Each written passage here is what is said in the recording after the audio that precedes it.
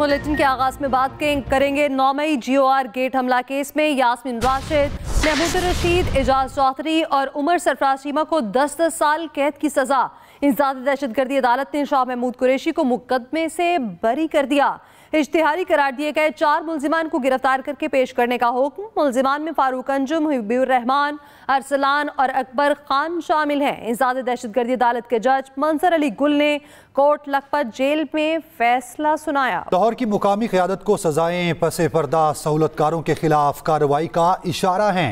DG ISPR ने 7 मई 2024 को कह दिया था कि 9 मई का मुकदमा पूरी कौम का मुकदमा है।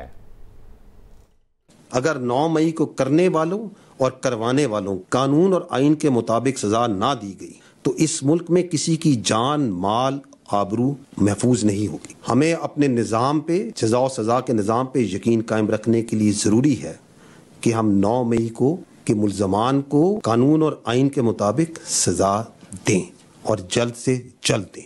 9 मई से आज तक ये है कि ये 9 मई का मुकदमा फौज पाकिस्तान का नहीं, पाकिस्तान की कौम का मुकदमा है। अक़वाम मुत्तहिदा के ख़ुसूसी माहिरीन की सिंतास मुआहदे पर पाकिस्तान के मौक़िफ़ और बयानिए के मुआहदे की तौसीक तयशुदा तरीक़ाकार को बाईपास करके एक तरफा मुअत्तली गैर कानूनी करार।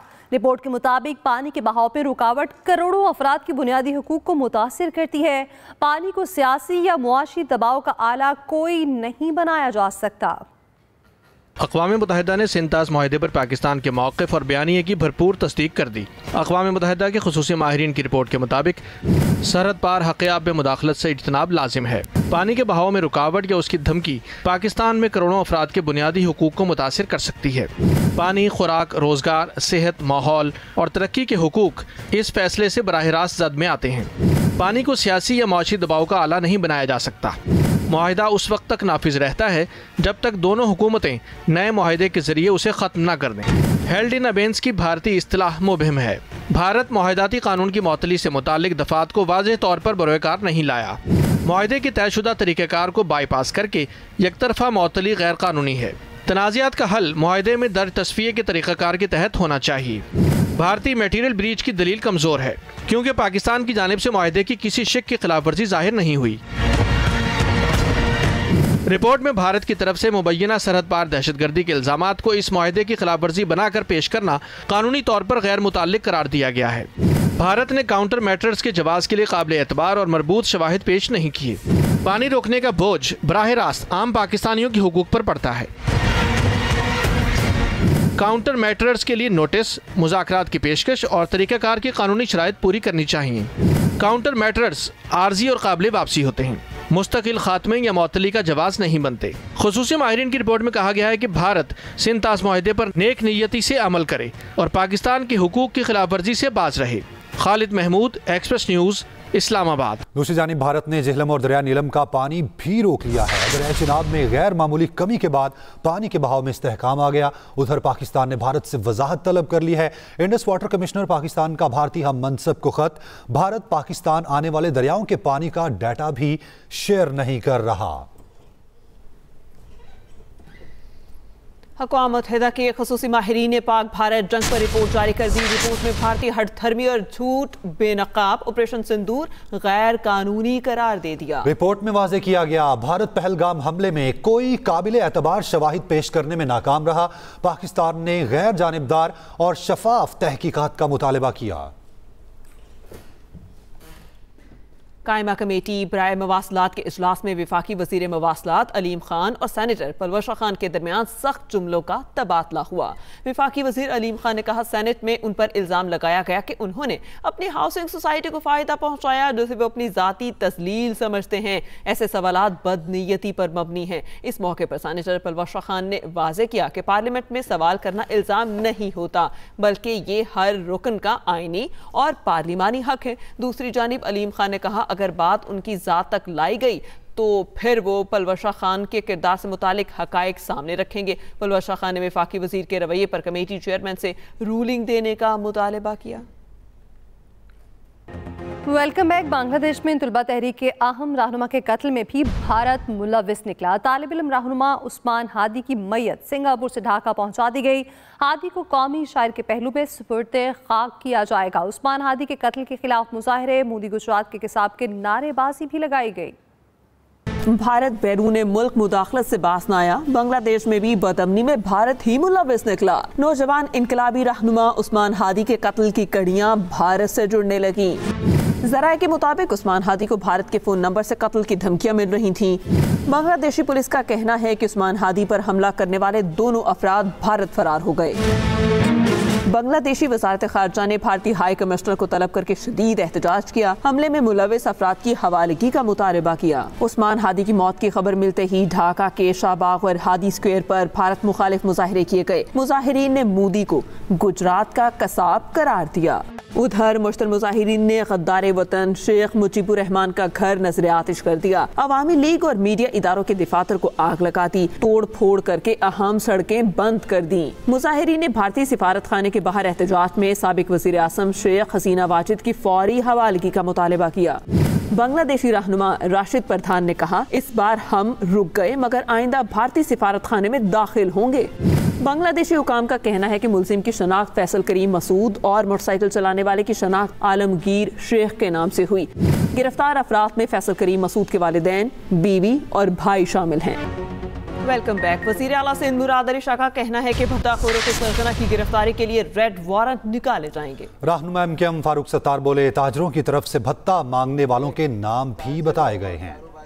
वज़ीर आला सिंध मुराद अली शाह ने कराची में भत्ताखोरों के खात्मे का अज़्म कर लिया, जबकि अपोजिशन जमात एमकेएम ने आबाद की प्रेस कॉन्फ्रेंस को अफसोसनाक करार दे दिया। शिकायत थी कि हाँ जी इधर तो मारे जाते हैं लोग, लेकिन फिर दूसरे पैदा हो जाते हैं और उनके जो हैंडलर्स हैं उनको आपने पकड़ने और वो हैंडलर्स मुल्क से बाहर है। एमकेएम पाकिस्तान के मरकजी रहनुमा डॉक्टर फारूक सत्तार ने मीडिया से गुफ्तगू में दावा किया कि भत्ताखोरी ओल्ड सिटी एरिया और मार्केटों तक फैल गई है। अगर वो अब सीरियस नहीं होंगे तो मुझे नहीं मालूम कि ये जो लावा पक रहा है ये कब फटेगा। उधर अमीर जमात इस्लामी कराची मुनीम जफर ने कराची में प्रेस कॉन्फ्रेंस करते हुए जहां भत्ताखोरी पर इजहार तशवीश किया, वहीं हुकूमत से फौरी कार्रवाई का मुतालबा भी किया। जमीनों पर कब्जे हो रहे हैं। शहर के हर इदारे को पीपल्स पार्टी के इक़्तिदार की हविस की में बर्बाद कर दिया गया है। ताजिर परेशान, कारोबारी तबका परेशान है, कोई नोटिस लेने वाला। भत्ताखोरी के मामले पर वजीर आला सिंध से आबाद के वफ्द ने चेयरमैन हसन बख्शी की सरबराही में मुलाकात भी की और तहफ़्फ़ुज़ात का इजहार भी किया था। बात करें मौसम की तो 2 रोज़ा मूसलाधार बारिश के बाद दुबई समेत यूएई के शहरों में बड़े पैमाने पर सफाई और निकासी आब का ऑपरेशन जारी है और हुकाम ने गैर ज़रूरी सफर से गुरेज की ताकीद भी की है। मुत्तहिदा अरब इमारात में तेज बारिशों से मामूलाते जिंदगी दरहम बरहम। मुख्तलिफ शहरों में सड़कें ज़ेरे आब, कई परवाजें मनसूख। 2 रोज़ा मूसलाधार बारिश के बाद यूएई में बड़े पैमाने पर सफाई और निकासी आब का ऑपरेशन जारी है। दुबई मीडिया ऑफिस के मुताबिक तमाम मरकजी शाहराएं क्लियर कर दी गई हैं। ट्रैफिक की रवानी बहाल हो चुकी। दुबई और शारजा के हवाई अड्डों पर मुतादिद परवाजें मनसूख और ताखीर का शिकार हुई। मुसाफिरों को शदीद मुश्किलात और टैक्सी के किरायों में गैर मामूली इजाफे का सामना करना पड़ा। दुबई म्यूनिसिपैलिटी के मुताबिक मौसम बेहतर होने पर साहिल, अवामी पार्क और मार्केट्स खोल दी गईं। दूसरी जानिब सऊदी अरब में रेत की टीलों पर बर्फबारी के बाद सफेदी बिखर गई। शहरी जैकेट्स पहने बर्फबारी का लुत्फ उठाते हुए अल्लाह ताला का शुक्र अदा करते रहे। शुमाली वजीरिस्तान के इलाके में दहशतगर्दों का सिक्योरिटी फोर्सेस के कैंप पर हमला। ISPR के मुताबिक हमले में पाक फौज के 4 बहादुर जवान शहीद हो गए हैं। दहशतगर्दों के हमले में बच्चों और खवातीन समेत 15 मुकामी शहरी जख्मी भी हुए। फोर्सेस की बरवक्त कार्रवाई में भारतीय हिमायत याफ्ता 4 दहशतगर्द हलाक हुए। शुमाली वजीरिस्तान के इलाके बोया में दहशतगर्दों का सिक्योरिटी फोर्सेस के कैंप पर हमला। ISPR के मुताबिक हमले में पाक फौज के 4 बहादुर जवान शहीद हो गए। दहशतगर्दों के हमले में बच्चों और खवातीन समेत 15 मुकामी शहरी भी जख्मी हुए। फोर्सेस की बरवक्त कार्रवाई में भारतीय हिमायत याफ्ता 4 दहशतगर्द हलाक हुए। शुमाली वजीरिस्तान के इलाके में दहशतगर्दों का सिक्योरिटी फोर्सेस के कैंप पर हमला। वज़ीर आला KP सोहेल आफरीदी कहते हैं कि NSC के तहत वादे के मुताबिक फंड्स ताहाल रिलीज नहीं किए गए। विफाकी हुकूमत की जानिब से फंड्स की अदम फराहमी से कबायली अजला में तरक्याती काम मुतासिर हो रहे हैं। वफाक और पंजाब हुकूमत को सियासी इंतकाम की बजाय मईशत पर तवज्जो देनी चाहिए। Welcome back. अफगान सरजमीन से दहशतगर्दी, पाकिस्तान का अफगान तालिबान हुकूमत से सख्त एहतजाज। अफगान नायब नाज़िमुल उमूर को दफ्तर खारजा तलब करके एहतजाजी मुरासला थमा दिया गया। तर्जुमान दफ्तर खारजा के मुताबिक शुमाली वज़ीरिस्तान में फौजी कैंप पर खारजी गुल बहादुर ग्रुप के दहशतगर्दों के हमले में 4 जवान शहीद हुए। पाक अफगान सरहद और मुल्हिका इलाकों में पाकिस्तानी फौज और शहरी आबादी को निशाना बनाया जा रहा है। अफगानिस्तान में TTP को मुयस्सर साज़गार माहौल अफगानिस्तान के आलमी वादों और पाकिस्तान के साथ यकीन दहानी के मुनाफी है। दानिश सिकंदर और महविश अली ने चौथी McDonald national junior squash championship के बॉयज़ अंडर 15 और गर्ल्स सिंगल के टाइटल जीत लिए।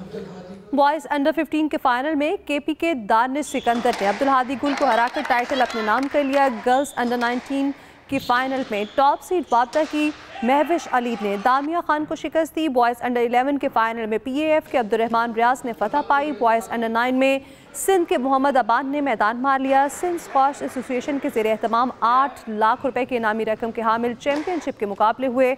इख्तितामी तकरीब के मेहमान खसूसी मैकडॉनल्ड पाकिस्तान के चीफ इंफॉर्मेशन ऑफिसर अब्दुर्रहमान और सिंध स्क्वॉश एसोसिएशन के सदर अदनान असद ने इनामात तकसीम किए। इस मौके पर मैकडॉनल्ड के director finance Iftikhar Ahmed, divisional manager marketing मास हनीफ, सिंध स्क्वॉश एसोसिएशन के सेक्रेटरी नवीद रहमान और दीगर भी मौजूद थे।